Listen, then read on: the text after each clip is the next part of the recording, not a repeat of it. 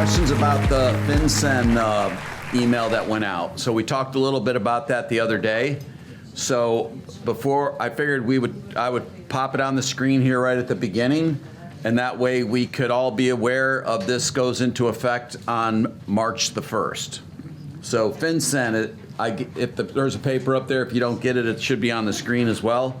But FinCEN is the Financial Crimes Enforcement Network. It's a bureau of the U.S. Treasury, right?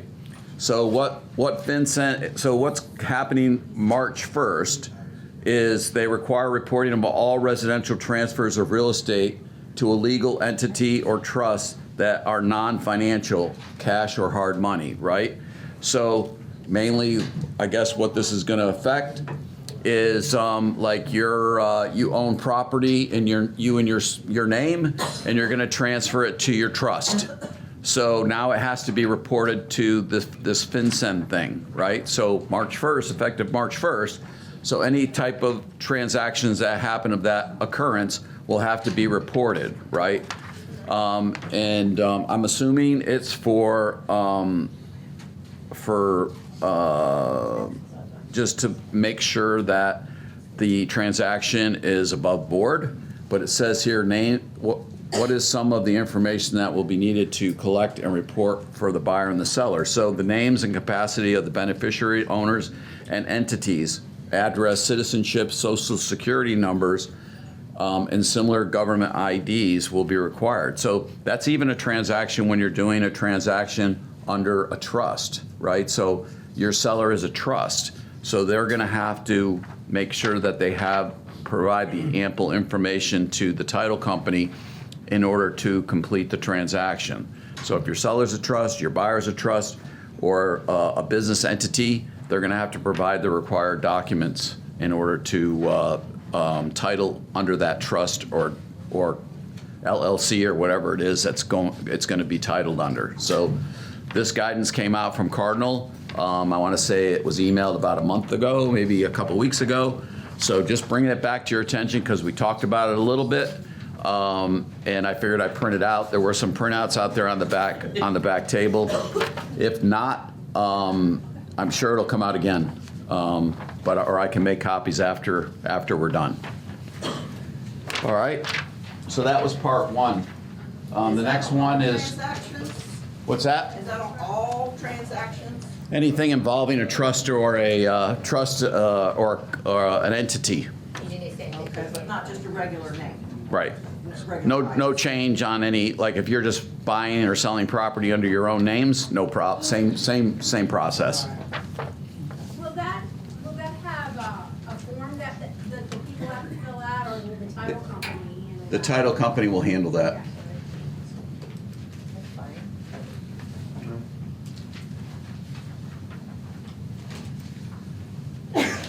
All right, the other form I wanted to talk to briefly, because we talked a lot about office exclusives, which this isn't in your packet, but I did print some out and they were falling off the table, so if you will take one and pass it around.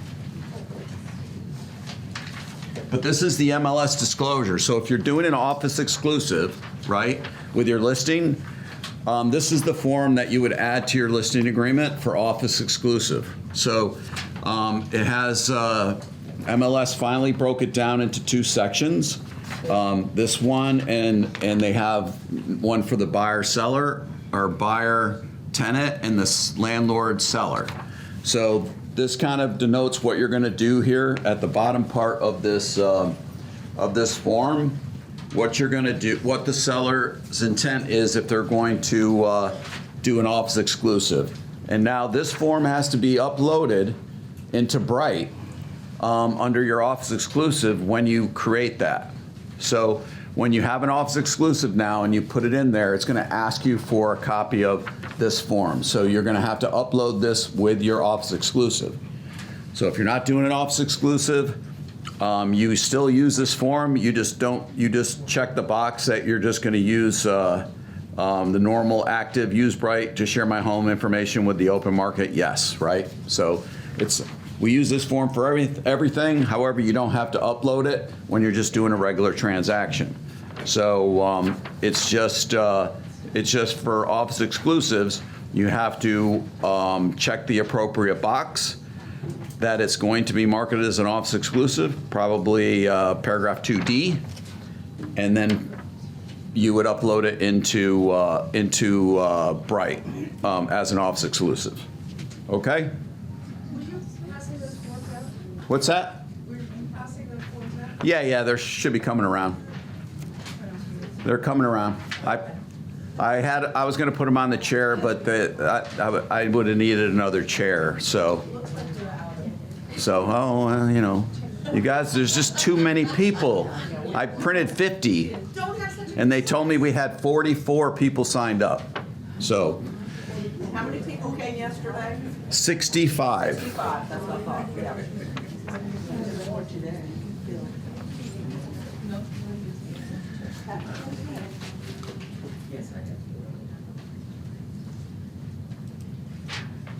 All right, so that's where we ended or started or ended when we were talking about this stuff the other day. We're in the listing agreement, paragraph 3 of 14. We finished off with paragraph 7, so we're starting off with paragraph 8. Okay, conveyances. Now this paragraph is what you're going to denote. Anything that would be listed would be in here for personal property, right? So there's a, oh, I forgot to silence my cell phone. And it's spam.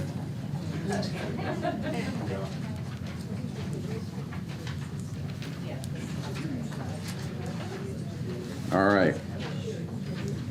Sorry about that. It's a reminder for you guys too to do the same. All right, so paragraph 8 is your conveyance paragraph. Make sure you read the top part, right? So there's always conflict or conversation regarding stuff that conveys in regards to things that are on the wall and what the property has to look like when it's sold, right? So make sure that you go through the property with your seller with a fine-tooth comb to make sure that you understand what's conveying and what's not. If it's not covered up in section 8A, make sure you note it below, right? Either by checking the box or adding it in under the next paragraph, which offers you additional places to write in what conveys. So you could also write in any other stuff that doesn't convey, and so make sure you write that stuff in, because there's as we all know, right? Once a contract is written and things aren't listed on there, people have a problem if it's not there or they're left over afterwards.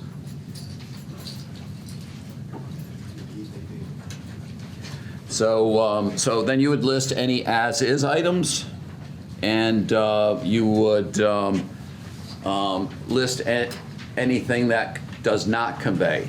Now, a lot of people I've seen, and this ain't working too good. A lot of people I've seen will list things that don't convey, or they'll put stickers on it, right, on the property. So, as you're walking around the property with your client, you'll see a sticker on something that says this item does not convey, or this item does not convey, but the seller's willing to sell it. So you could do that with either index cards or something if you had stuff in the property that the seller was taking with them and or was willing to leave behind for the right price. Yes, ma'am. Let me just get a sticky point with TV brackets. TV brackets stay. Yeah, do they stay? If they take them out, well, do you fix the hole? I would say to be safe, they should stay. So the mounting bracket on the wall stays along with the mounting bracket that goes on the television. So that whole thing is supposed to stay behind. If you take it off, I would coordinate it with the other side with some sort of something in writing, okay? If the contract says the brackets stay and your seller wants to take them, I would do an addendum up that says buyer and seller agree that the TV mounts for the flat screen TV in the family room will be removed, and the seller will repair the walls, and how that repair is going to be done. Okay, they're going to just putty the holes. They're going to putty and paint. They're going to putty, paint, and sand, because there's nothing worse than going in there and they say they're gonna repair the wall and they slap putty on there, they don't even sand it, and it's a crappy looking job, right? Well, so define it exactly what your buyer wants in the addendum for those type of things, especially if it's mounted to the wall. So, I mean, my expectations would be if the buyer doesn't want them, then do whatever you want, right? Your buyer says, we don't want them, they can repair the wall, we're gonna paint the place anyways. Makes it easy for you. However, if they wanted those brackets and they decided to let the seller take them, fully outline how that wall is gonna be repaired. As is items, anything that's gonna convey as is, I would recommend anything secondary, like second fridges, those type of things, freezers. You always see a lot of times either humidifiers or dehumidifiers listed as is items, but list anything as is that you think your seller doesn't want to fix. And I would say a fridge in the garage is probably something that your seller doesn't want to fix. So it should be I would denote that as an as-is piece of conveyance. Paragraph C is as-is marketing. So now you have to decide how you're going to market the home. Are you going to market the property as a normal sale, or are you going to actually market it as an as-is sale, meaning that up front the seller is not going to make any repairs to this property whatsoever.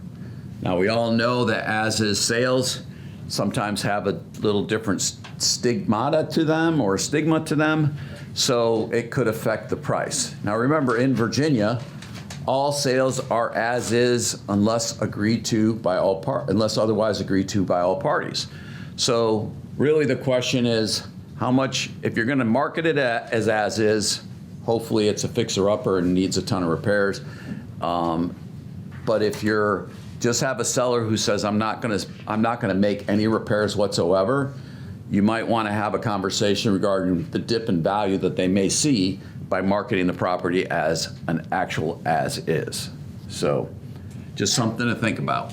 Good morning. So I know, like, I do a lot of business in Maryland, but in Virginia, if I list it as is and the lender requirement repair, it's going to be the seller responsibility, it's going to be agreement between both of them. If it's listed as is and the lender requires repairs, then the document for the financing for lender required repairs would be the dictating instrument in order to figure out how those repairs are going to get done.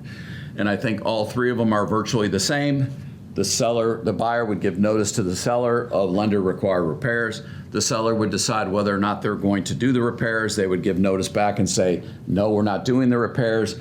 The buyer would then have the option to decide whether they're going to do the repairs at their cost, or the buyer could void the contract at that point. Okay? Paragraph D is lease items, systems, and/or service contracts. So anytime you have, and I would probably say a lot of times this comes up with propane. So if you have a property that has propane, that either has a gas propane stove or propane heat, and they have a tank either out in the back of their property or in the ground, make sure 100% that propane is either owned by the seller, because a lot of them are leased. And if the buyer doesn't know this, and because there's normally some caveat with that, you have to buy your propane through American Propane or whatever propane company it is, and they go out and they go to get propane from someone else, they may find that the company that has that tank may come back and say, you can't get propane from them. We have a contract. And your buyer's going to say, well, I didn't know that, right? So who are they going to call first? Your agent. Correct. So make sure you know. The more you know.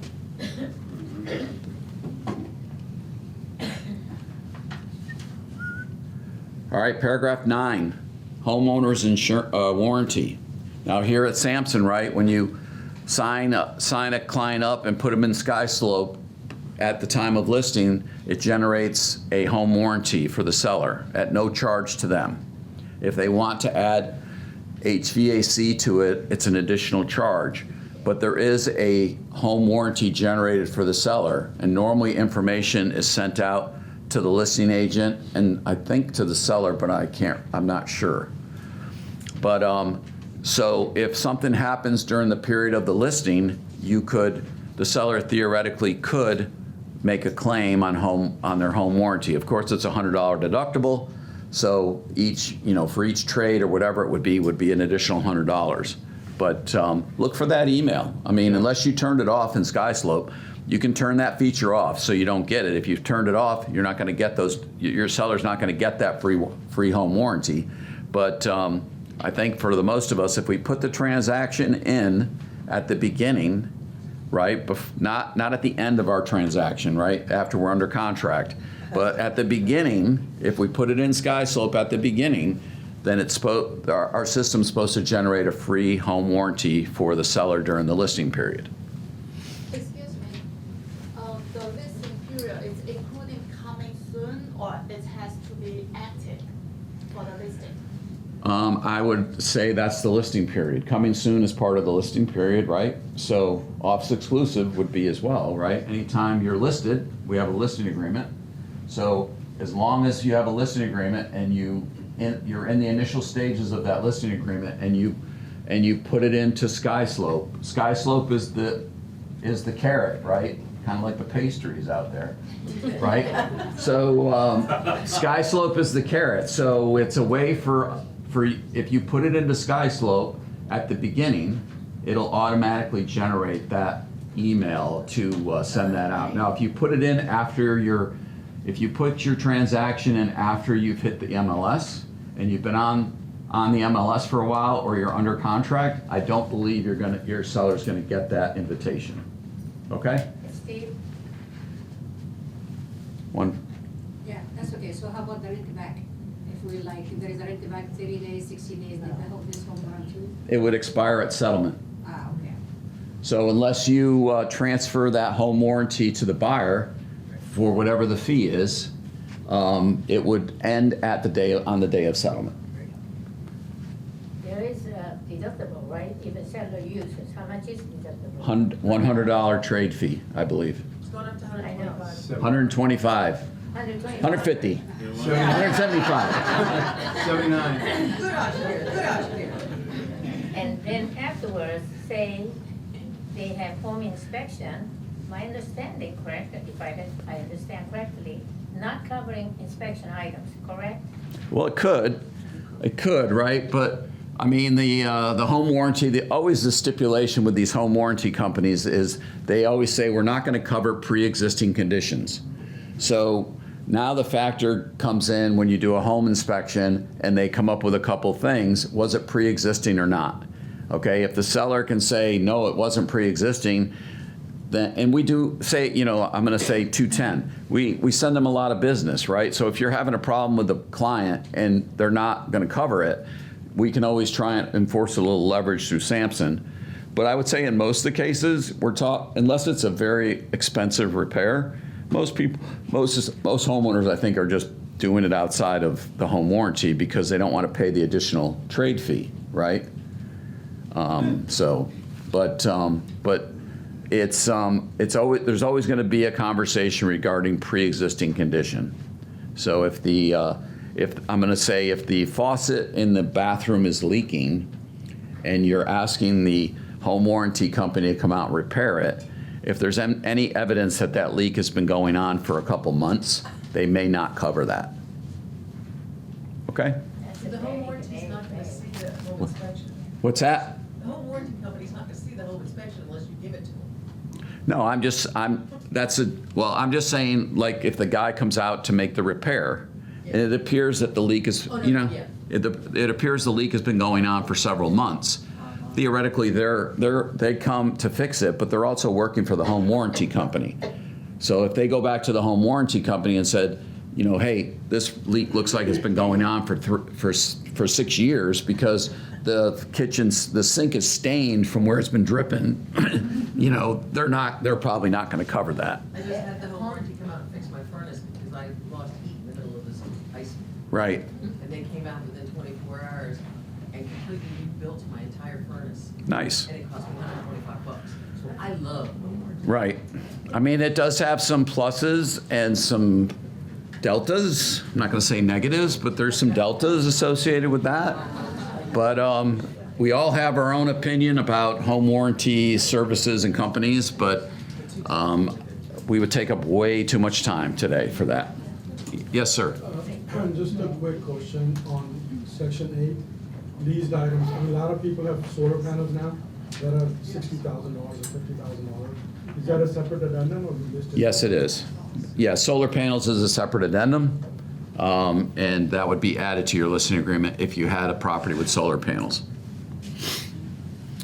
Paragraph 10 is your utility section. Here you're going to check the appropriate boxes for what's going on in your property. It's good to know this stuff from the seller and verify it sometimes because there are conflicts every now and then when you put it in the MLS as gas and it's electric, or if you do something, you know, where you say it's sewer and it's private septic. So make sure you know and verify what you actually have. And what's one way to do that? Ask, but the tax record normally indicates whether there's water connected or whether it's on septic, right?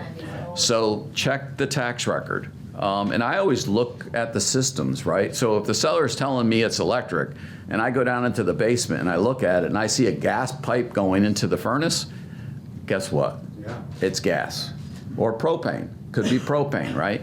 So verify this stuff. Help yourself, right? Even though at the bottom of our listings on MLS it says that the information in here is deemed to be correct to the best of our knowledge and ability and we're not held liable, believe it or not, some people get very mad, right, if you don't have the right stuff in there. So, question in the back. Just a heads up, if you're dealing with septic systems, go to the health department and use a Freedom of Information Act form and find out how many bedrooms the septic system is rated for. Because So- a lot of times, the information in the MLS or when the person bought the house is wrong, and it can cost you a lot of money. Yeah, so the question or comment was, if you have a septic, make sure that you check with the health department to know the number of bedrooms that that septic system is perked for. That way you don't have, if you're listing it as a 6-bedroom and the property is only perked for 4 bedrooms, you might have a problem. And from what I understand, this is fairly common down around Lake Anna. So if you're doing any business down around Lake Anna, they have like these monstrosity houses and only septic fields that are like perked for 4 bedrooms. So do your due diligence. They're paying you the big bucks for this reason right here, right? Steve, also, there's the gas on the heat pump. People often mistake as a heat pump, Right. and that can cause agent tremendous too. Yeah. So, I mean, there are heat pumps. I mean, depending on what it is. I mean, if there's no gas in the property, you know what there is a heat pump, right? If there is gas or whatever at the property, there's either gas, propane. You're most likely heating with something other than electricity.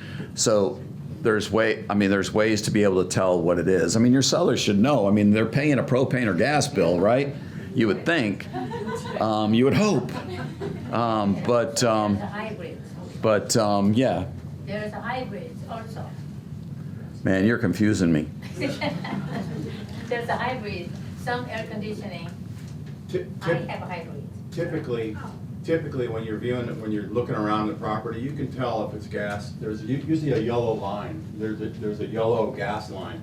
It kind of sticks out like a sore thumb, in the All one is HVAC not, room. though. All one is not, because right? Matter of fact.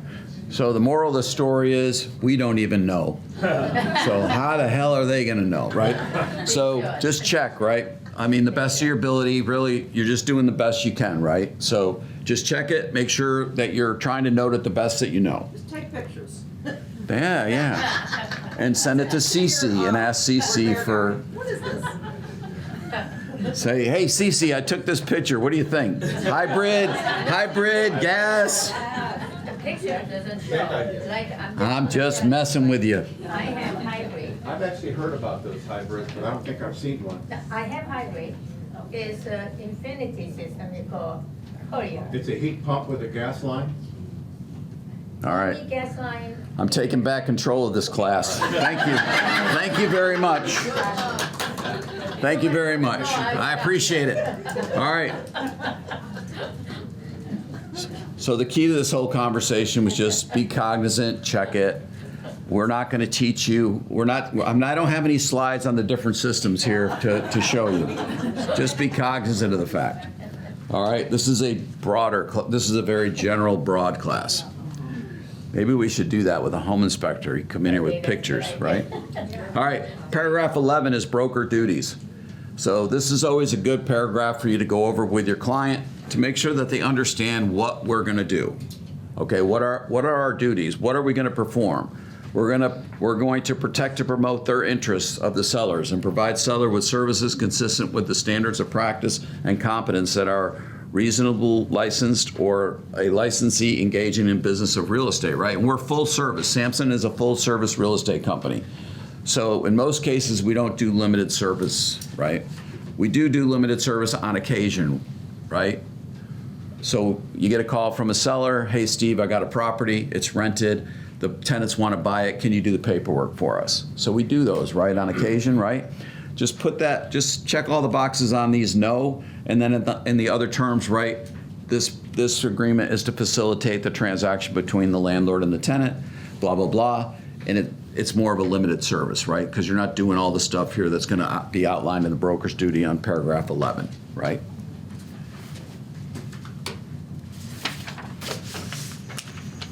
So paragraph B, 11B, goes into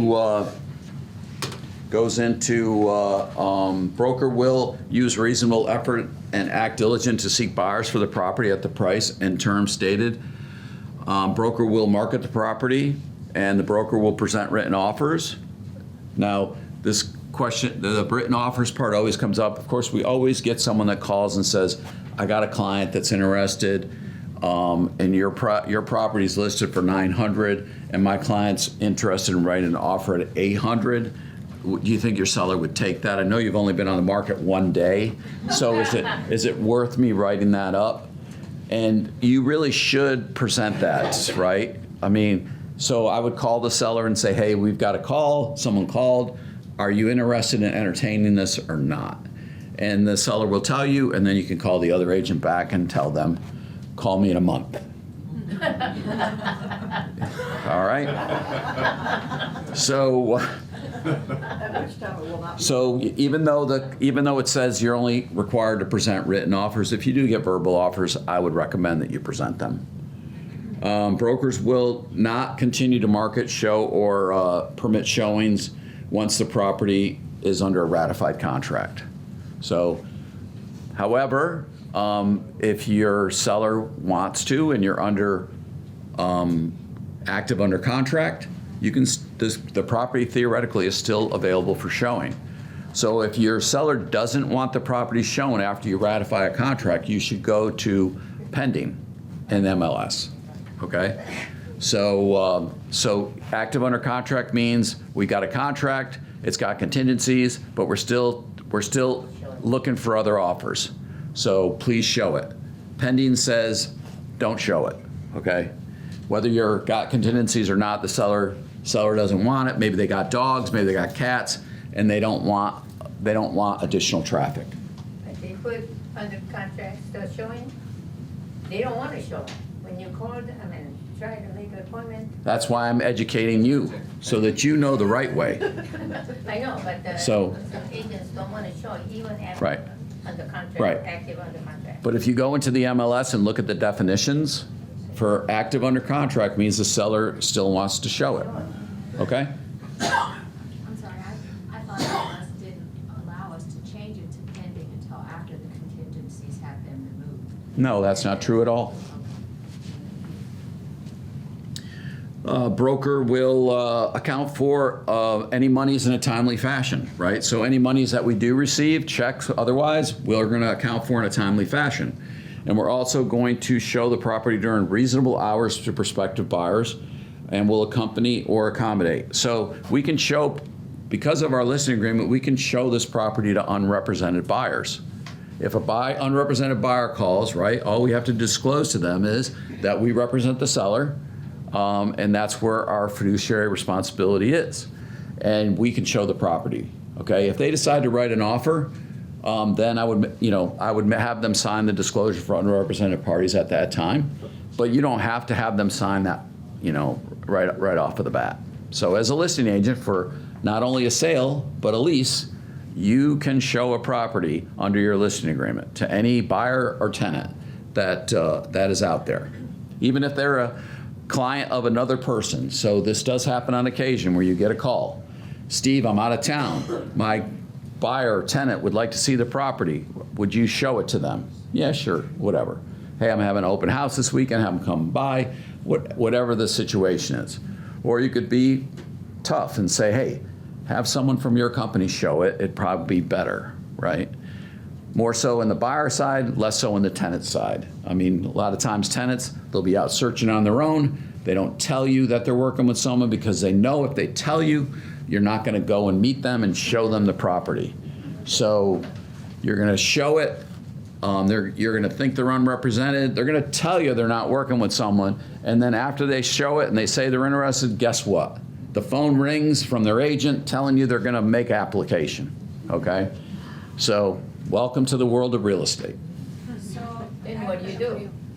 What? This meaning if I have a listing or like list a house for sale, if anyone called me and he said, I want to see the house, I don't need to have any agreement with them and we can. if No, I mean, I would ask them. Okay. Well, I always ask them. If They said no. I would treat them as unrepresented. Until they tell you they are. Right.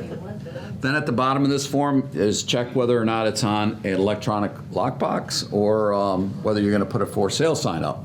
And also, I forgot right above that, broker agrees that the showing instructions to be shared with the other real estate licensees and prospective buyers are as follows. Most of the forms I get are blank. I would recommend you fill this in. Have that conversation with your seller. When do you want showings? Hey, I want showings between 9 and 6 p.m. I only want them Monday, Friday, and Saturday. Whatever those showing instructions are, you should put them in here. You have a record. This is our record of our agreement with the seller. So that way, later on, when they're complaining that you're not showing the property enough, you say, well, you told me you only wanted it showed Monday, Wednesday, and Friday, and most people are out looking on Saturday and Sunday. I tried to tell you. So when they call and they yell at us, at brokers, and we pull your agreement up here and it says, well, you only wanted showings on Monday, Wednesdays, and Fridays. What do you mean you want to cancel your agreement without paying your $5,000 early termination fee, right? So it gives us leverage, right? So fill it in. Paragraph 12, marketing. So here's where you're going to denote whether or not you're going to market the property in the MLS.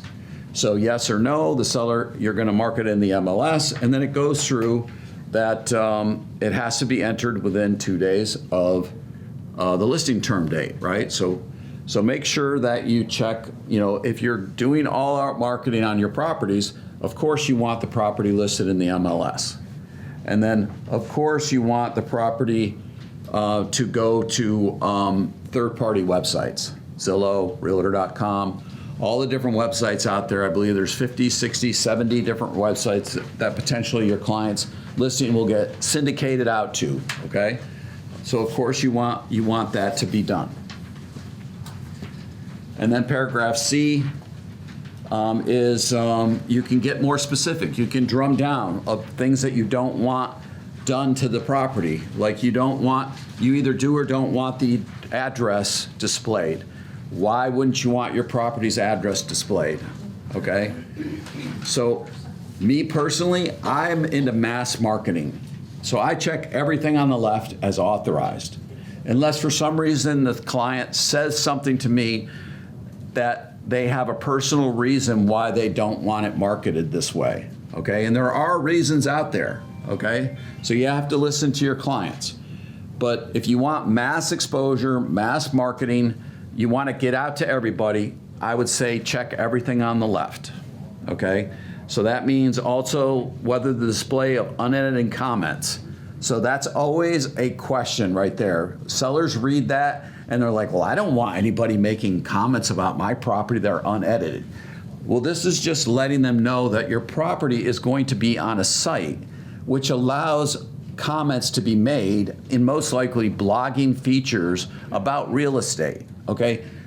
How many, from a show of hands, have ever seen anybody writing reviews about a property that's actively listed in the MLS? Zero, right? So most of the time on these sites like Zillow, Realtor.com, whatever, they're just writing, they're just identifying that this property is on a site that allows blogging or unedited comments to be posted. Not necessarily, they're not really chiming in on particular properties, but it has to be disclosed that that site does that.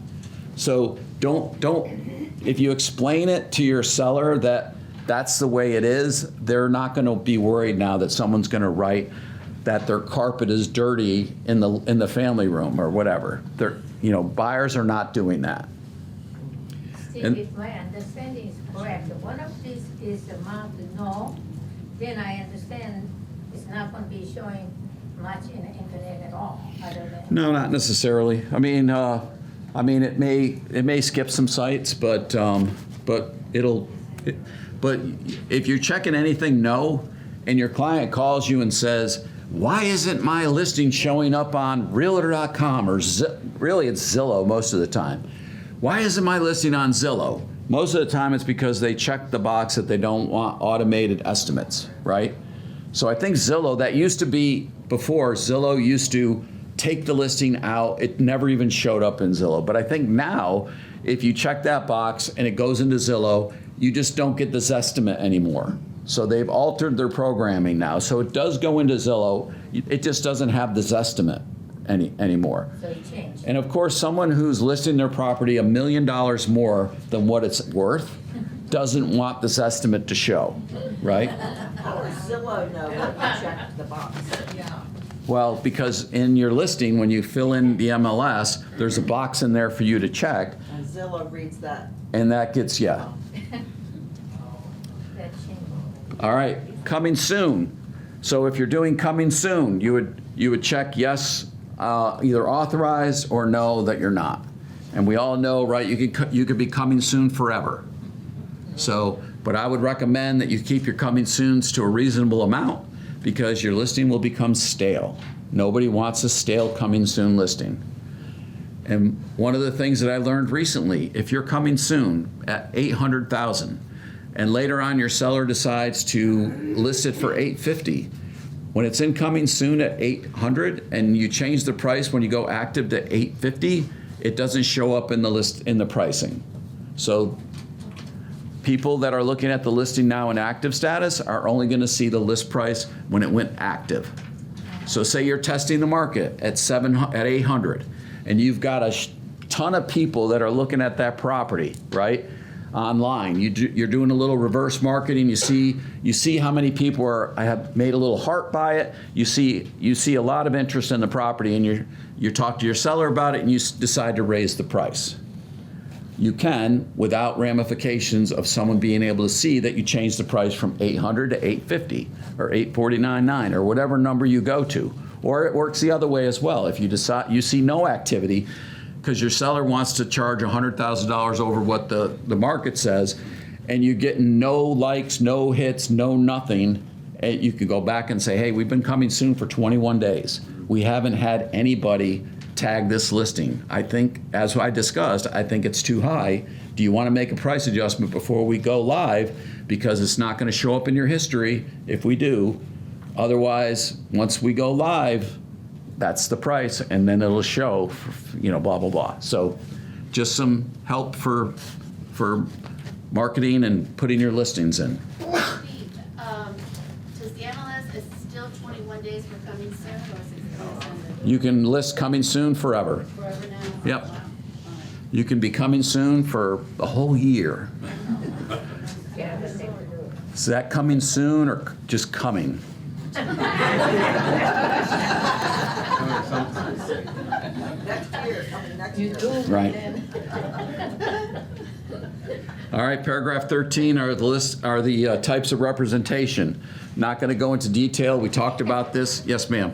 So question, so now, so if we mark up coming soon, do we have to put it in the MLS if it's 6 months from now? If you're doing coming soon, yes. So regardless, we still have to put it in. So I mean, if you're doing coming soon in marketing, and of course in coming soon status, you can't show the property. So if I'm in coming soon status, but I just want it out there, but I know they're doing renovations or whatever, and it's going to take 6 months, you could do it that way. I wouldn't recommend it. I would say, you know, if your client is open to it, do office exclusive for a period of time, market it in-house, and then if you do get any bites, great. If you don't, go coming soon a couple weeks before you go on, you know, before it's ready, and then go active that way. If it's office exclusive, we can show it during that time? You can, yeah. Okay, that's what I thought. Coming soon, you can't. Right. So buyer's agents, don't call listing agents asking them if you can show your client during coming soon, right? It happens, right? Don't do it. Don't do it. Quick question, and then if you were to up, the amount that they want for the phone, would you put an addendum together just to ensure that you have the items in pockets? Of course. So if the seller decided to change the price on your listing agreement before you went live, then yes, you would do a brokerage representation agreement amendment. Brokerage representation agreement amendment. Used to be called a listing agreement amendment. Now it's brokerage representation agreement amendment. They made it more complicated for us. Why? Because now you can use that one form for all of our brokerage agreements. Okay? So you can use it for a buyer agency, a tenant rep, listing agreement for lease, listing agreement for so it's a one-stop shopping form now. All right, so back to representation. So we have the different types of representation. This all depends on what your business practices are. Of course, designated representation goes without saying. Why would you not want 7,000 Samson agents to possibly show your property? So I would always check designated representation, yes, or authorizes. Dual agency is totally up to you on sales at Samson. They highly suggest that you not act as a dual agent on your own buy and sales, but if it happens, it happens, right? So most of the time, where is your best scenario is you have an actual buyer under agreement, you have a seller under agreement, and that buyer comes and says, hey, I want to buy that listing of yours. You could do dual agency under that situation. Hey, I'm at an open house, scenario number 2, buyer unrepresented walks in. Don't work so hard to get that buyer signed up as a buyer client. If they are there and they're unrepresented and they're not first-time home buyers, okay, I would never let a first-time home buyer go unrepresented on a property that it was my listing, okay? And I wouldn't do dual agency either. I would send them to another agent in our office and say, hey, I got a first-time home buyer here. Are you interested in a referral? And I would send it over to them. And then it would be designated representation. Can I just, Okay? quick question? Yes, ma'am. You know, the way I read this form is, this is actually agreeing just for showing, not for going under contract or for represented, because to be shown. Whereas if you're going under contract, that's a different form Right. of dual. So Right. I always had a, Well, this is for your listing part, right? So this is asking your seller if it's okay for you to show it. Occurs when same broker and same sales associate represent both the buyer and the seller. So you're asking your seller at the time of the listing, are you okay with other Samson agents showing this property and representing the buyer? Are you okay with me showing this property to my buyers and representing my buyers at the same time? They may not be. Showing. Yeah. But then you can do a designated if it goes under contract. Well, you could, yeah. 100%. Well, you can't do, right, you would, I mean, me, I don't do dual agency anytime, so I always check this box, no, that they don't authorize it. Now, that doesn't mean that my clients can't come to an open house and look at the property if they so choose to do so. If they decided to buy, then I would either have to talk the seller into allowing me to act as a dual agent by altering this listing agreement, or I could cancel my buyer agency agreement with them, and they could write an offer as an unrepresented party if they chose to do so. But it does kind of say specifically to be shown. Yes. To a buyer. Yep. So Yeah, for sure. I think I can say, do you want me to show it or not? That Right. lay mostly here. Yeah, If they say yes, then I can still show for sure. under unrepresented. The company has no position on whether you're checking either box. Right. So you can check either box. I think I wanted to show my own listing, whoever it is. Okay. Therefore, I think I'll ask for it. That's fine. But just because you show it doesn't mean you're gonna represent that buyer. That is correct. Yeah, yeah. Yep. Okay. Paragraph 14 is confidential information. This just says that you're not going to divulge any of your seller's confidential information to anybody. Paragraph 15 is authorization to disclose other offers. Always a big topic of conversation. Do I or don't I? And there's just as many out there that say do, then say don't. So it's your own business practice in regards to whether or not you want to. So if you have multiple offers, do you want to be able to tell the other side that you have multiple offers? That's where you decide, you and the seller, whether that's the way you want to go. Me personally, I don't see any reason not to disclose that. But sometimes on different properties, you may not want to. So it's property specific.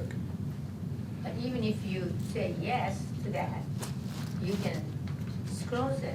You don't have to disclose how many offers you have in your hand.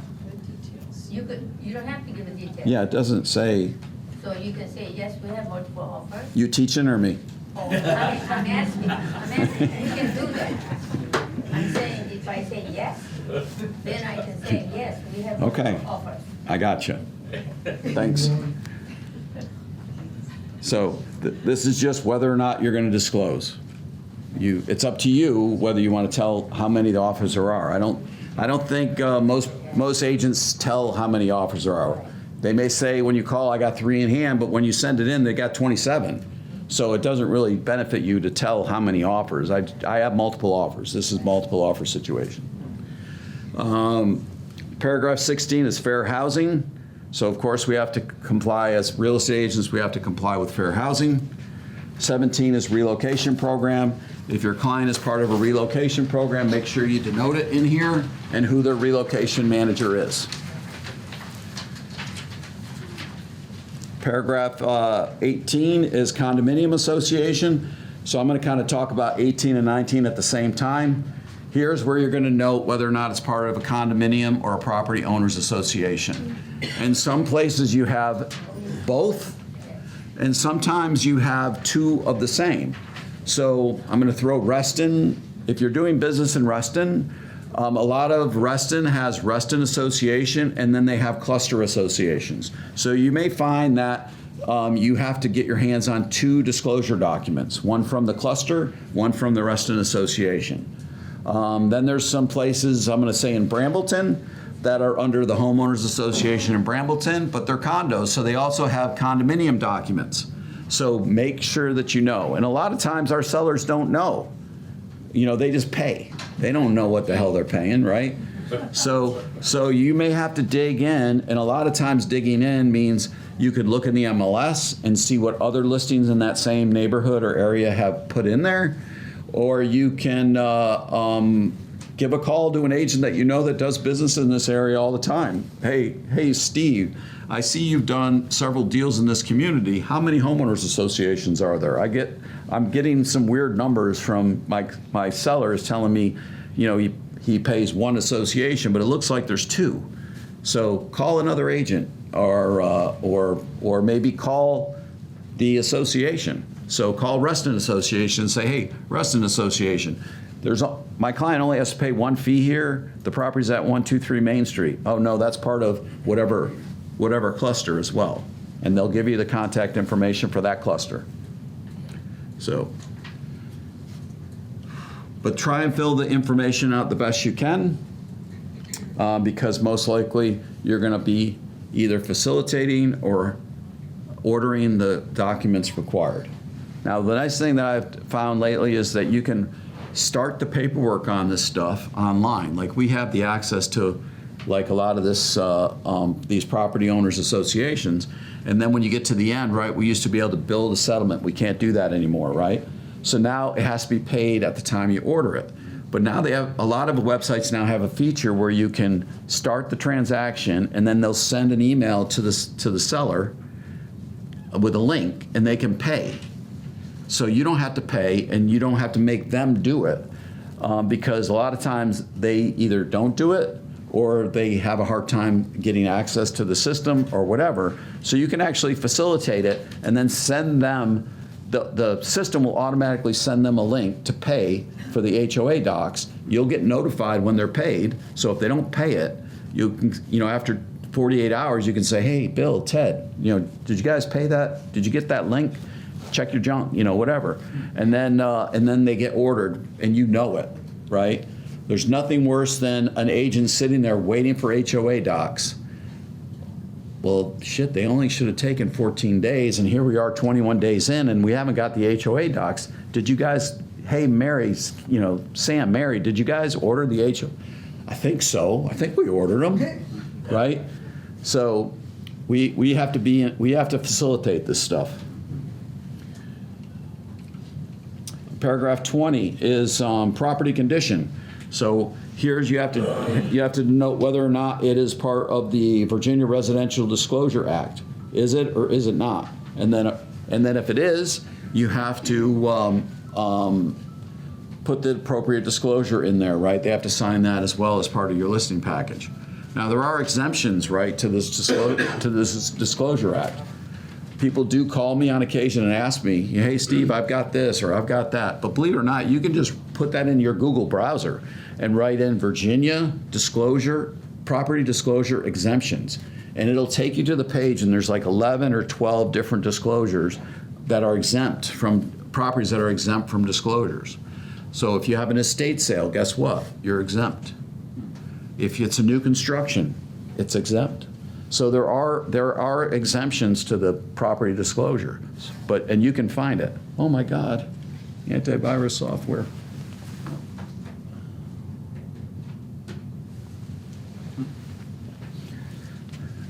Now it's probably going to do my antivirus scan. All right, so property condition. Lead-based paint, same thing for lead-based paint. So if you have lead-based paint, anything built prior to 1978, you have to do the lead-based paint disclosure. Now they updated that form. We talked about it in the forms update.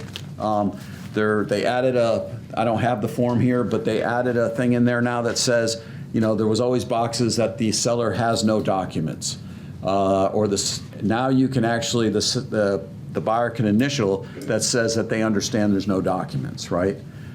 So take a look at that form, or if you want to see more about that form, just look at the update video that Mike and I did. I think it was in early January. That form was part of that talk. 22 is current liens. Any current liens on the property that the seller tells you about, it's good to fill in. Now this was always a great section to fill in when we were on the cusp of short sales, right? Where we weren't sure if the seller had enough equity to sell the property and then pay all the settlement charges. So it was good to fill this kind of stuff in. believe it or not, I have been seeing some short sale addendums on properties here as of late. So this may be something that you may want to make sure is filled in, especially properties that have transferred hands over the past 3 to 4 years, right? Because you just never know.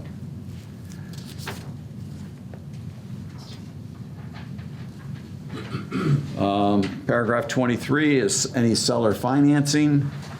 24 goes into closing costs.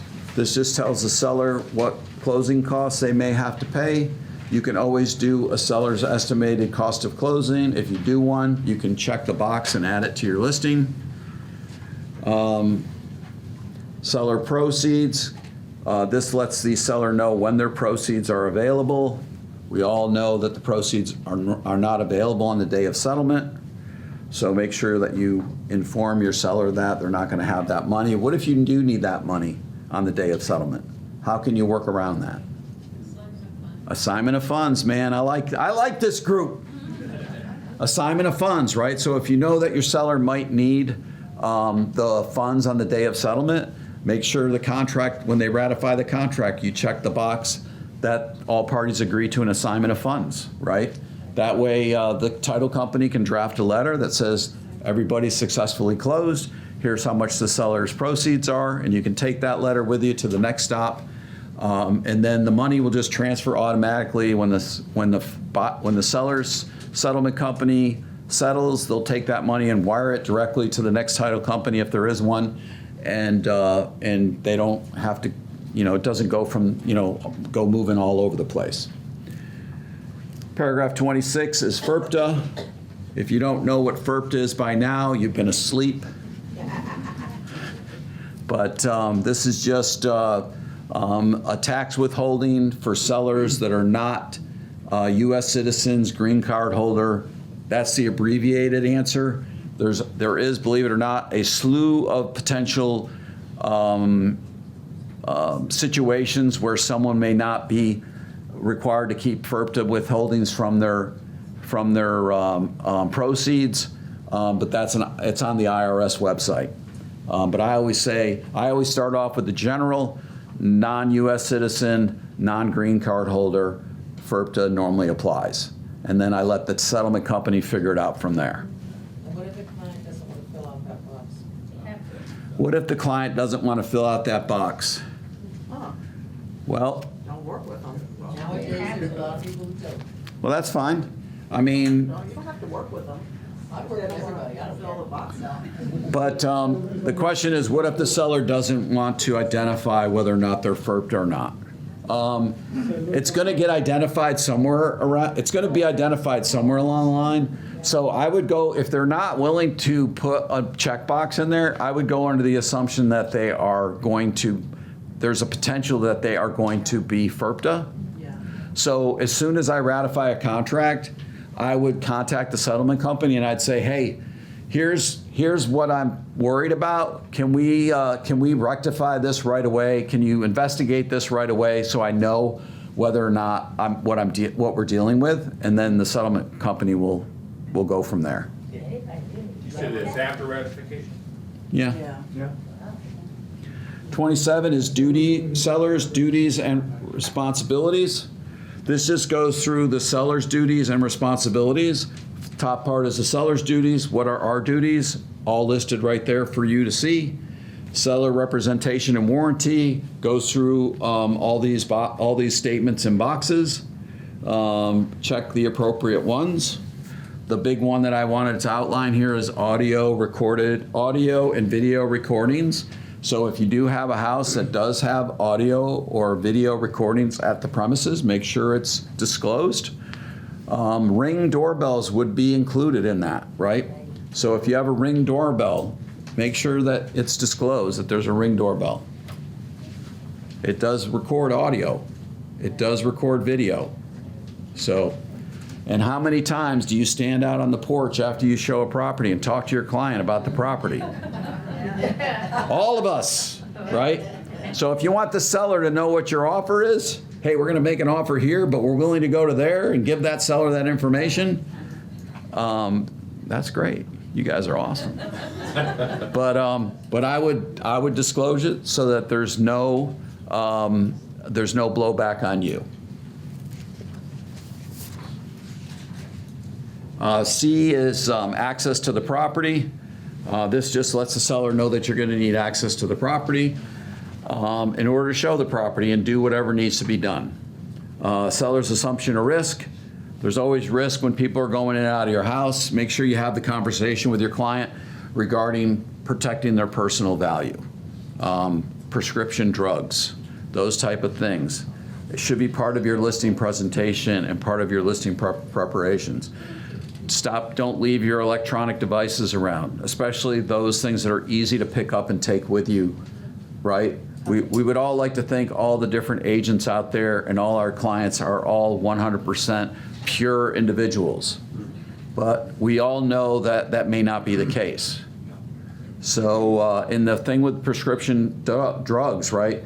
Normally the client doesn't know that those things are missing until they need them. So like, especially like with the head, like say, you know, I have a client that has really bad back pain.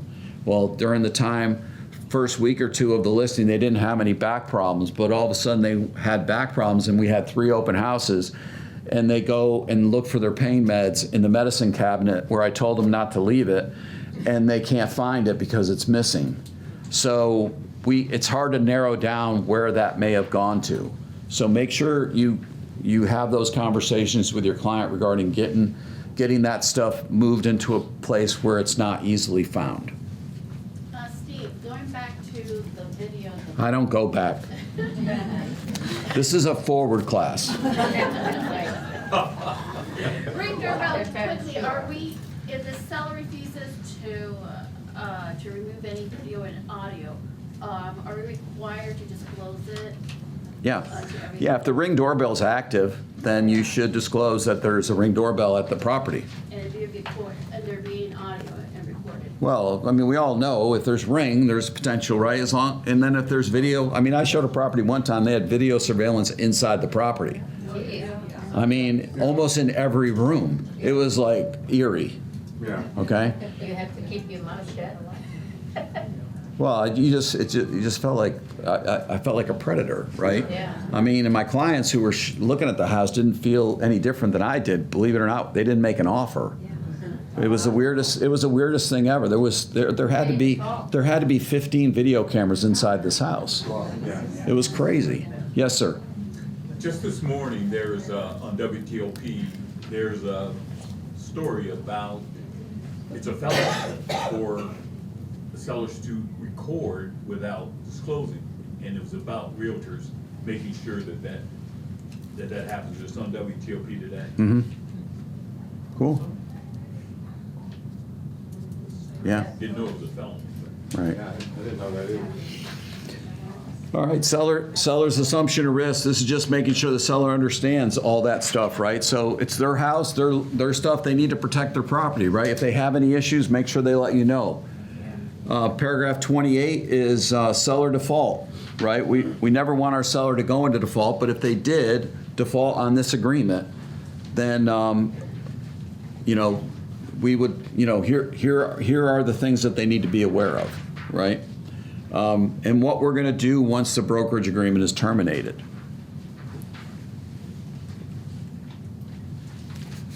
It also goes into miscellaneous provisions. And this is a lot of regurgitated stuff from the buyer agency agreement that we talked about yesterday or the other day. But just talk, you know, professional advice when you're giving advice regarding stuff. It just, hey, we're not these things. We have vague knowledge. I always preclude it when people ask me.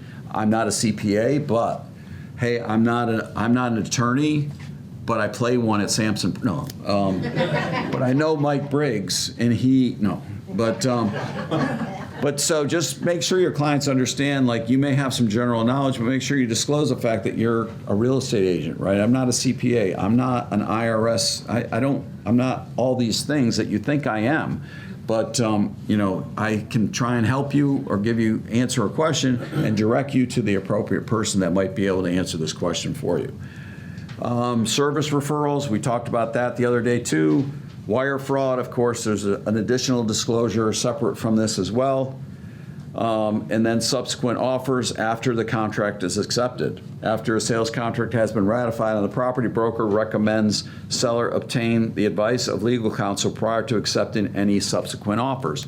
So if you do get any offers after you can ratify them as a backup, right? There's language in the NVAR clauses and contingencies for backup offers. You could actually take a backup, and if the first contract falls out, then you could move the backup offer into primary position. So there is that, but you don't want to have two ratified contracts at the same time. It could cause a problem for your seller. Binding agreement. This agreement is binding once signed by all parties. And then paragraph 30 is attorney's fees. Those are separate from this agreement. So just make sure your seller is aware that if for some reason something goes wrong in the transaction and you need to consult with an attorney, those fees are outside the scope of this agreement. Paragraph 31 is definitions. It just has two in there. One is agency relationship and brokerage representation. I don't think we need to talk about those, but there they are defined for you. And then any additional addendums or things that need to go attached to this agreement. So short sale addendum, which I tell you I've seen a couple of these lately. Solar panel addendum, so if you have a property that has a solar panel system on it, whether it's paid for or not, you should have the solar panel addendum added to your listing agreement. Addendum for optional buyer's compensation. If your seller tells you they want to offer X amount of dollar out to a buyer agent, then you have that additional form to add to this listing agreement as well. If they say, I just want to see what the offers say before I make a decision, you don't need that additional form. And then any other forms that you may add. I see some people, thank you, I appreciate that. I see some people add in under other, the lead-based paint, property disclosure, all the other stuff that they add into that goes along with this, but that's totally up to you whether or not you want to.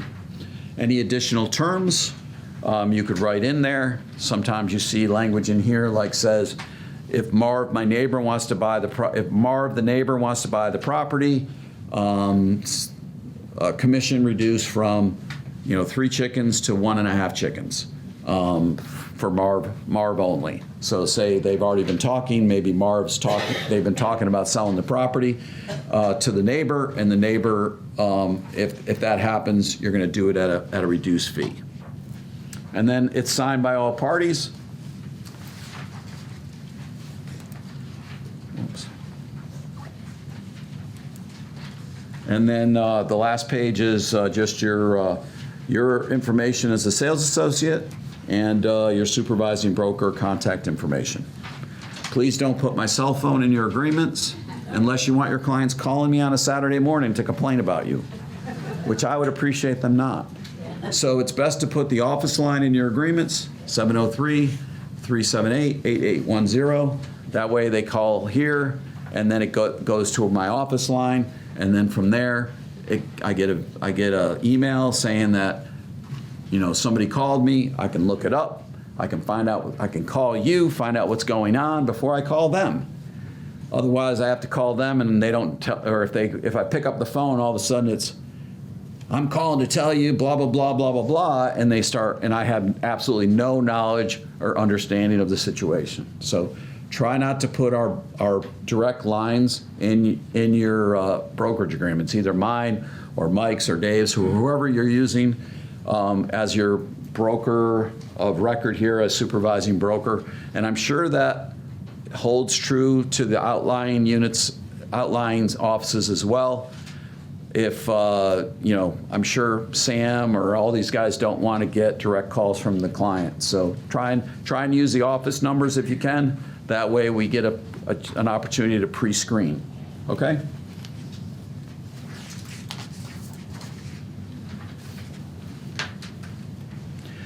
Now, the listing addendum, agreement addendum, we talked about this the other day, so I'm not going to go in it, but here's where I had it place marked.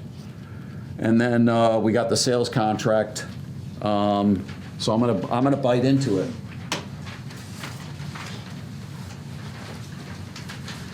So sales contract, so this is your residential sales contract. If you have never seen this before, this is it. So this is your residential sales contract. You would fill this out if your buyer client is going to make an offer on a property. So the top part is pretty self-explanatory. You're going to fill in your buyer's information and the seller's information. You're also going to fill in who is on each transaction side as a brokerage, on the seller side or the buyer side. Paragraph 1 is the real property information. A lot of our job has been made a lot easier if the listing agent fills out that how to make an offer sheet and it puts it up in the document section. It makes our job a lot easier, but if they don't, we can find out all this information in the tax record, right? So pull up the tax record, which in most cases is attached to the listing in MLS anyways. So just pull it up, fill it in as completely as possible. Now, in your listing agreement, we'll accept some blanks, right? Because we're easygoing brokers here. But in this contract, you want to avoid that, okay? Whenever you're writing an offer on a property, blanks or information that's wrong or sloppy is a detriment to you and your buyer, right?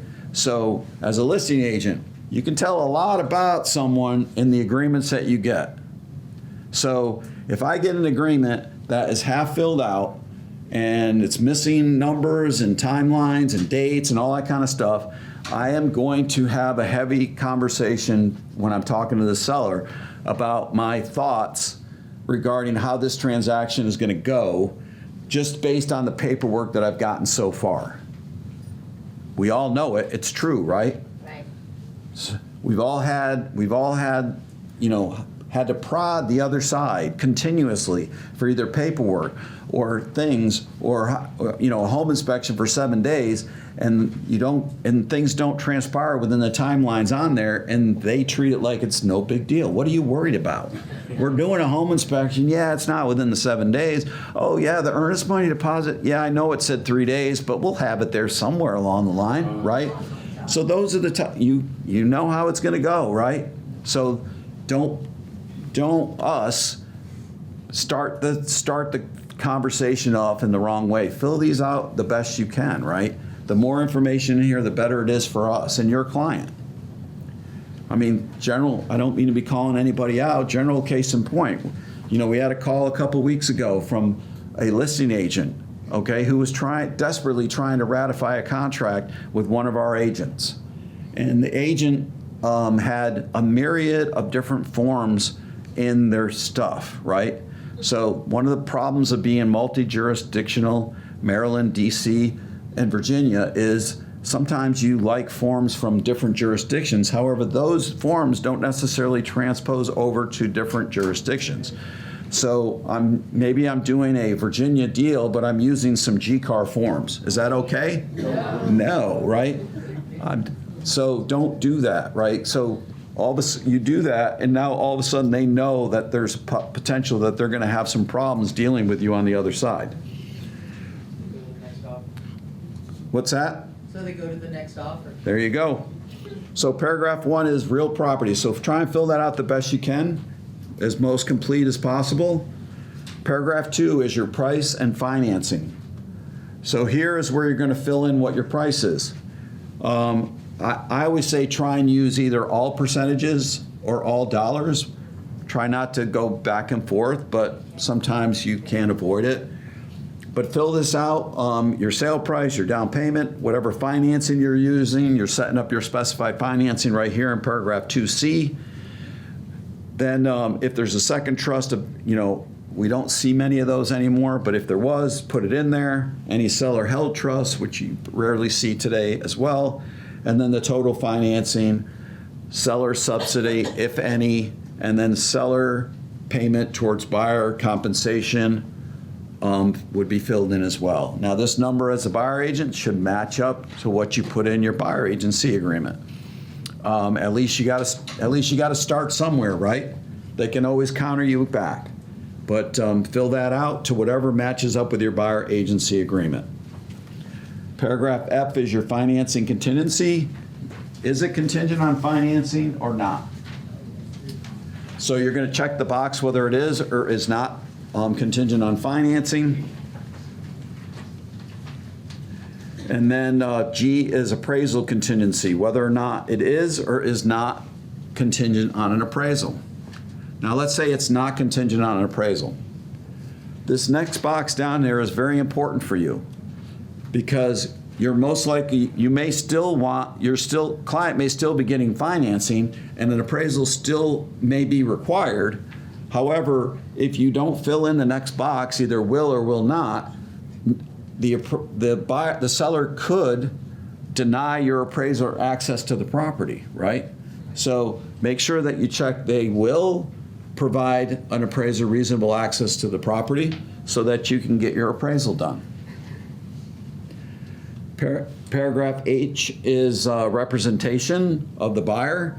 So whether or not they plan to occupy the property or not. So unless specified in a written contingency, neither the contract nor the financing is dependent or contingent on the sale and settlement of lease or other real property. It's kind of a strange place to put that, but it also is true, right? A lot of times we find out after the fact that a seller or a buyer has a lender letter. It doesn't know anywhere in there that they have to sell a property in order to qualify. However, we find out later on that something happened on the other side, that the settlement got delayed, and they need us to delay. Well, they need us to delay it as well because they don't have the proceeds to go to settlement. So don't put your buyers in that situation, but try and ask those questions to the lender when you're vetting this offer. Hey, I see your lender letter says they have 20% down. Do they have all that money down? Is there any other things that I'm not seeing in this lender letter that could could bite me? Like, do they have to sell or lease any property in order to qualify for this loan? No, they don't. You're good. They don't own anything. They're renting. Okay, great. Good information. Paragraph 3 is the deposit section. This is where you would put your earnest money deposit. So you're writing this up for your buyer. You're trying to make a really good offer for your buyer. I would say the rule of thumb is 1% of the sale price. If you're trying to win a bid, the higher number is a better number, right? For some reason, listing agents feel like you're got more buy-in if you got more money invested. So, and me as a listing agent, I'm concerned if it's below 1%. I'm like, why are they only putting? It's a $1 million home. Why are they only putting $2,000 in earnest money deposit? That would be kind of a red flag for me. So so check the boxes, put in there, try and do 1% or higher if possible, and then remember, if you're not collecting the check at the time you're writing the offer, and you're putting, like, say 3 days or 5 days or whatever business days for that money to be deposited, make sure that it's deposited. Okay, so if I put 3 days in here and 3 business days, and at the end of 3 business days, I call my buyer up and I say, hey, did you make that deposit with, whatever? And they say, oh no, I haven't had a chance yet. We had the big storm, and I haven't gotten out there yet to do that. I would recommend that you either put an addendum together to extend that from 3 to 7 days or 3 to 5 days, or make sure you call the other side and let them know that earnest money deposit has been made as outlined in the contract, right? The seller now can turn around and send notice over, kicking your buyer out, right? There's no 3-day waiting period. As soon as they send you notice and you receive it, your buyer's out. So if you're the buyer agent, it's in your best interest to make sure that this happens. Now, Samson policy highly recommends that you deposit with Samson Properties as your escrow agent. Not Cardinal Title, not the title company, Samson Properties. Why? Why? Because as a brokerage, we have different laws that govern the holding of the earnest money deposit than the title company. The title company is under the Bureau of Insurance. Samson Properties is under DPOR. DPOR says that if for some reason your buyer voided this contract and the seller was signing off on the release of the earnest money deposit, and we, the broker, reviewed your contract and determined that your buyer had the right to void the contract, we can send a letter to the seller saying that we plan to release that EMD within 15 days if we don't get a response back from them. So we send a letter out, they don't respond, we can release your money. The title company can't do that. So that's why we recommend that you send your money here to Samson. Okay? Yes, ma'am. If you can explain more, because since I joined Samson, I just like, I have a football, send it to the cardinal title. They send the wire instruction through the secure app, which is Qualia. Yeah. So I don't deal with the earnest money deposit. So it has to be, the information would go from the title company to the buyer, and they make the wiring whatever the way they like. What do you mean about taking the earnest money deposit and put it with Samsung? Do you guys have like a different account, or I have to get the check? They can wire to Samson as well. There's wiring instructions on Cardinal Nest. You can send your client the wiring instructions to deposit directly with Samson. You can also use the app Zachem.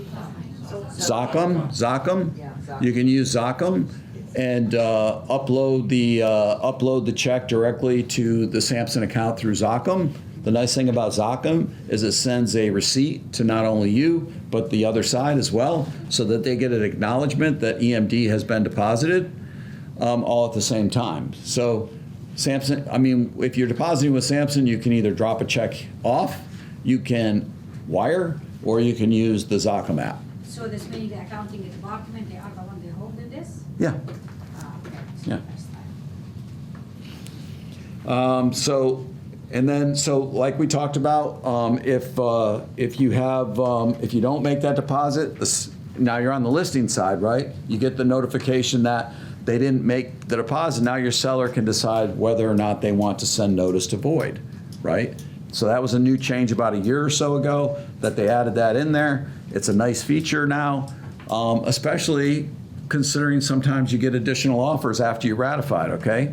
So it does happen, right? You ratify a contract, and of course, as soon as the ink is dry, you get a call from someone saying, hey, we were getting ready to write an offer.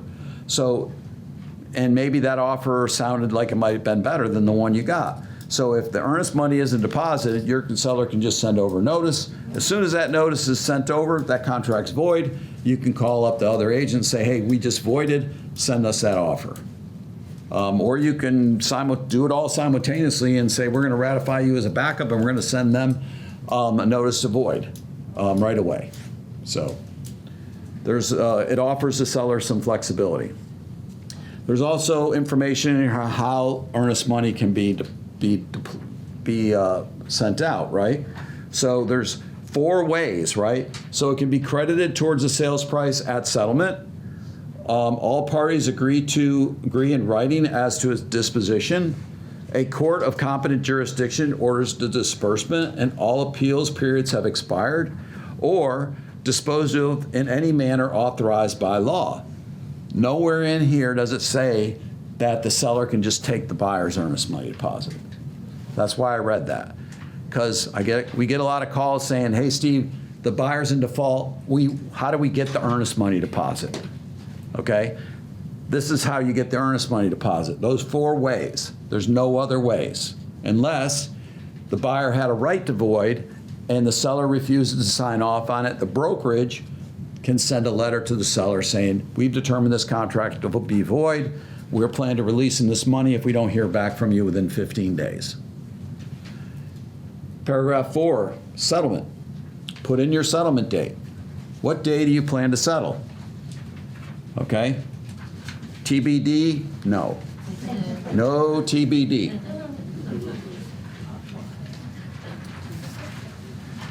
The next paragraph, how are we doing on time? So we'll do a couple more here. But the next paragraph paragraph 5 has to do with RESA. So this kind of goes into the buyer has a right to choose whomever settlement agent they would like to choose. Cardinal title, and whoever they may want to choose, cardinal title. This is a paid advertisement in the middle of this training exercise to solicit your business a Cardinal title, okay? Not that I have any stake in the game. No, sorry, just kidding. But the buyer has the right to choose whoever they would like to settle with, and RESA offers that affordability. We understand here at Samson that it can't always be Cardinal title, right? Sometimes you're in a multiple bid situation and the other side wants to have their title company. You got to do what you got to do to get your buyer ratified, right? So do what you got to do. You can always change it later, but do what you got to do. Yes, ma'am. No longer do split settlements, is that correct? Yes, that's correct. I mean, it's not that we no longer do split settlements. I mean, here is the reality, right? The reality is that the Bureau of Insurance says, because title companies are third-party intermediaries, right? Once you split the settlements off, each party has their own. So they're supposed to be attorneys. So in Virginia, because it's a settlement, a title state, we can save the buyers and sellers money by bringing them to title companies that are third-party intermediaries, represent neither party. They just do the transaction, and everybody pays less money and moves on. When you start splitting settlements up into two parts, you're supposed to have an attorney, theoretically. This should say attorney so-and-so for the buyers, attorney so-and-so for the sellers, okay? Because when you split them, now you're each supposed to have an attorney that represents each party. So Cardinal has decided that they're not going to do that because they don't have an attorney office within their title company. I mean, they have an attorney that runs it. They have attorneys that run it, but there's not an attorney office that does private practice inside of their office. Now, some of the other title companies do. They'll do private stuff.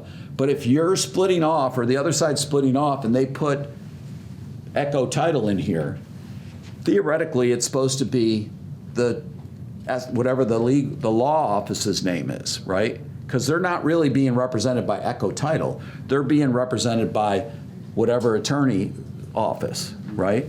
So that's why Cardinal Title doesn't do split settlements currently. Okay? Answer your question? All right. Sorta. Yeah, man. Damn. That's clear. All right. So that was that. Buyer noticed. Okay, so buyer noticed the seller. Buyer designates whomever to, and you have to get your stuff in within 10 days of the date of ratification. So make sure you get send it. If you're using Cardinal Title, you can, as soon as you get it, you can send it directly to Cardinal Title, right? And they get it, they assign you a processor, and you're off and running. Paragraph 5 is your down payment. Down payment is paid on or before settlement by certified funds, right? Even though it still says cashier's check in here, most settlement companies won't take anything but wired money. It's always a good conversation right here too when you're talking about down payment with your client, especially your buyer client, is talk about wire fraud. You can never talk about wire fraud enough. And this is a great opportunity to talk about wire fraud with your buyer client, because buyers are the ones that get defrauded probably the most in these transactions, because they get somehow along the way their information gets stolen, and they know that there's a transaction coming up, and they'll mirror the title company's stuff, and they'll get an email that says, hey, our wiring instructions have changed. Please change your wiring instructions to go to here. You have to tell your client before this that any correspondence you get with the title company needs to be secure through Qualia. If you get something outside of Qualia, call me directly first before you do anything with any money whatsoever. And I will check to make sure whatever email you got was valid. Don't send a penny without calling me first, okay? Protect your buyer. Can we have everybody turn their phones off? No. This is crazy. Someone's got a That is the best, that is the best egress to get the hell out of here that I've ever heard. Say again? Wire fraud, 1 story, 5 seconds. I didn't hear you. A transaction where I had a buyer buying a piece of property. The buyer was in the process of wiring $850,000. The attorney got the notice because she was buying it cash. Attorney got the notice. We found out that the person who had listed the property didn't own the property, and it was actually a theft. And we stopped it just in time as the wire was going in, because they had actually switched up the accounts. So it was actually going directly to an offshore account to this person that had lied about owning the property. We ended up getting the FBI involved and everything else, but it does happen. It's not something that's like a figment of people's imagination. It truly does happen a lot. Yeah. That's it, 5 seconds. No, and you're spot on. I hear of them on occasion. There's been several at Cardinal. You know, the most recent one I can recall was our buyer, I believe it was our buyer, was going on vacation. Somehow he got instructions outside of the normal parameters and wired the money because they were getting ready to go on vacation. Wired the money because he didn't think they would have time when they got back from vacation. So they went on a vacation, they went on vacation for a week, came back a couple days before settlement. Cardinal Title contacted them and said, hey, I know we're 2 days out, but we haven't received your wire yet. They said, what do you mean? We wired the money a week ago before we went on vacation. And they were just like, well, where'd you wire the money to? They said, well, we got instructions from you, you know, we got an email from you to change the wire to this, so we sent it there. So their money went to an account somewhere, and a week later, of course, there was nothing that could be done. That money hit that account, went somewhere else overseas, and it was gone. So those buyers didn't have the money to go to settlement. So I mean, it happens. So and 99% of the time, it's a buyer, right? They're honing in for that buyer. Well, this particular case, the selling agent didn't do their due diligence to find out who actually owned the property. Right. And just went ahead and slapped a sign out because they were. Well, that happens a lot for land. Yeah, that's what it was. Yeah, that happens for land. If you ever get a call for land, you know, from someone that you've never met, you never heard of, they're somewhere else, they don't want to Zoom. I mean, they don't want to do anything to meet person to person or whatever, and they send you, of course, they're willing to send you documents because they're already forged, right? Be careful of that. I mean, if you're not a subscriber to Samson Agent Facebook page, I would highly recommend that you subscribe, because there is a slew of things that are going on right now that are being posted on that site regarding potential phishing scams that agents are receiving regarding either listings or potential buyers. Like, there's somebody right now emailing like every agent in Northern Virginia saying that they're moving here. My husband and I are moving here from out of state, and we're looking for a buyer agent to help us buy a property. We're not sure whether or not we'll be able to come and look at these properties. So we're interviewing agents to help us see property sight unseen. Of course, they don't say in the email where they're looking, what price points they're looking for, any of that type of stuff. It's a very generic email. And believe it or not, 3 or 4 people have posted the same email, almost this verbatim wording, 3 or 4 different agents. So, Samson Facebook page. If you're not on the Samson, Zoom meeting, so don't do that. Yeah, the person, saying they're interested, they're the ones that want to present the Zoom link. Right. And we tell them, no, we don't participate in a Zoom link that you send us. We send you a Zoom link. Right, because they want you to click that link. Be careful when it's links, right? Now, I'm not an IT specialist, but I can tell you, hover over the link and see what it says. If you hover your mouse over the link and they're telling you it's a Zoom link and nothing in there says anything about Zoom, then guess what? It ain't a Zoom link. So most of the time when you get a link to something, hover your mouse over it. It'll tell you what that link goes to. Don't open it. Okay? Man, if you're sending me links and just links, like every now and then I get an email from an agent here and it'll just have a link in it. I'm like, why is this guy sending me a link? But I realize at that point is they got hacked. and somehow somebody's sending out emails through their account with links, right? So I don't open those emails. So if you're sending me a joke with just a link, I didn't get the laugh. So thanks for coming. Like I said, I'm going to try and get another date, hopefully for next week, and we'll continue on. We'll trudge on. Thank you. Thanks for coming.